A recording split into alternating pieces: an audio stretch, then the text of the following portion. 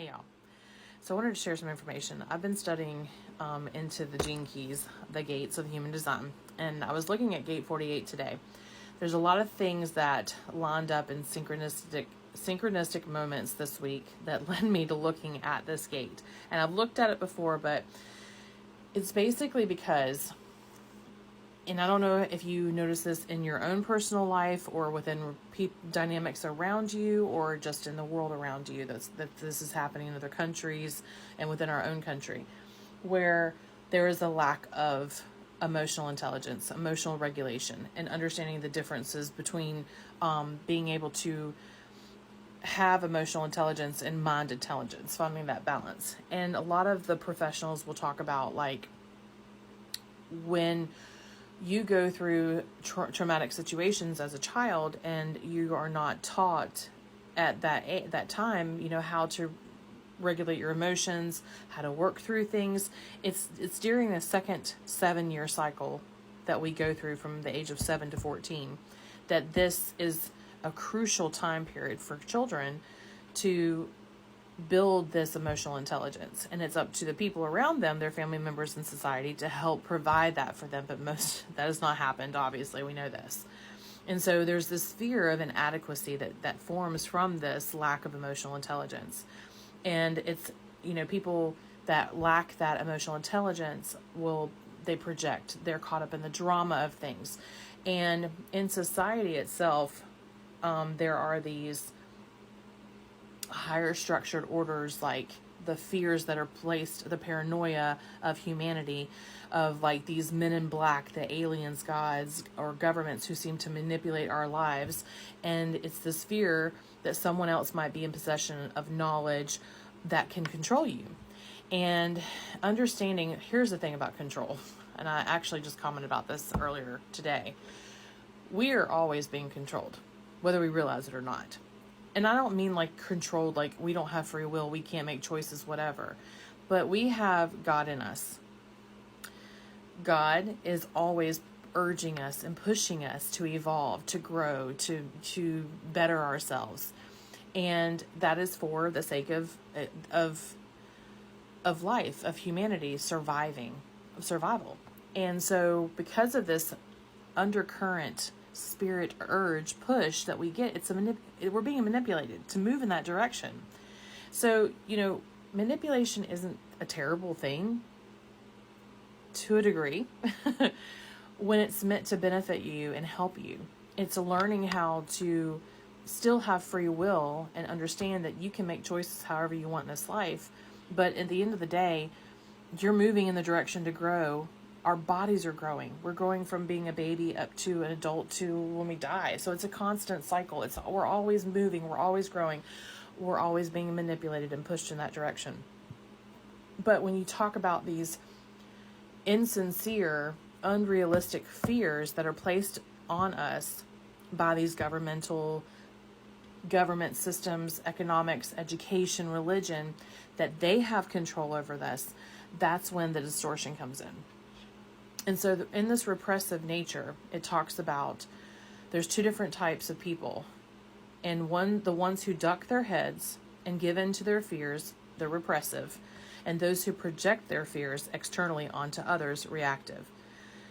These are the sheep whose fears are buried beneath the surface by whatever the system tells them. The majority of the people on our planet fall into this category.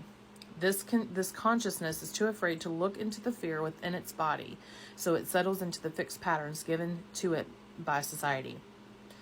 Then it goes into the reactive nature, and these are the people whose rage does not allow them to admit that they are also afraid, and so that they become victims of the system in a different way.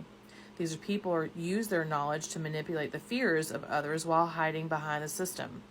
It is because of these people that humanity feels a general paranoia. I'm seeing this play out in personal dynamics of people that I know, that I care about. I'm seeing this play out in communities. I'm seeing this play out in countries. And the thing, this is the shadow. This is the shadow of this gift. Now, or this gene key. Now, when you look at the other end of this gate and what the gift offers. And this is just a short synopsis, but it basically is talking about that.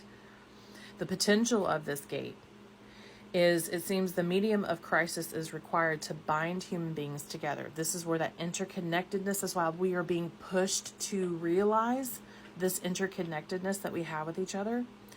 It's seeing this uniting power during times of war, which often activate the higher frequencies of this gene key. We see this uniting power during times of war, which can activate the higher frequencies and allow groups of people to operate as a single entity, overcoming great odds and performing incredible feats rarely seen in peacetime. The source is a power rooted in communion and service, because humanity is now facing its greatest ever crisis, namely the destruction of our own environment. The potential of this gene key is urging us to dig deep into our souls for collective and practical resolutions, because we are moving, whether you believe in all of this stuff or not, in this movement of humanity, our epoch, our civilization is changing from being a mental plane to an astral plane. So it really is understanding this interconnectedness that we have with each other, and how the auras that we carry around, it's influencing the people around us, the people that, all the things. So I just wanted to share this because it was a really profound message to me, because I was somewhere about a week ago and an owl flew out near me and was looking in my direction, and I happened to be in a situation, or at a situation, where there was this chaos going on. And then last night I get home from school and I hear an owl, and then when I looked up this gene key, finally I realized that the other animals that are associated with this is a whale and an oyster. And I've seen multiple things with whales in it this week, and oysters. So again, we are constantly being manipulated by energy, constantly being shown signs and messages in our daily lives consistently of what is going on. But not many of us see, and I'm one of those people. I used to be this person. I used to have people say, they're showing you signs all the time, but you're not seeing them. You're ignoring them, because I didn't know. I didn't understand. And it wasn't until I did this very thing that it says that the gift of this gate is, which is to dig deep into your soul for collective and practical resources and resolutions, because every single thing that we need is within us.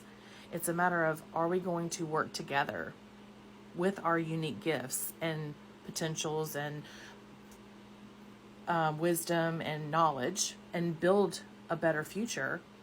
Or are we going to use the fear of this gate, which is the paranoia of people controlling us, or what we deem or think that people are trying to control us, instead of understanding that things are being moved in the right direction?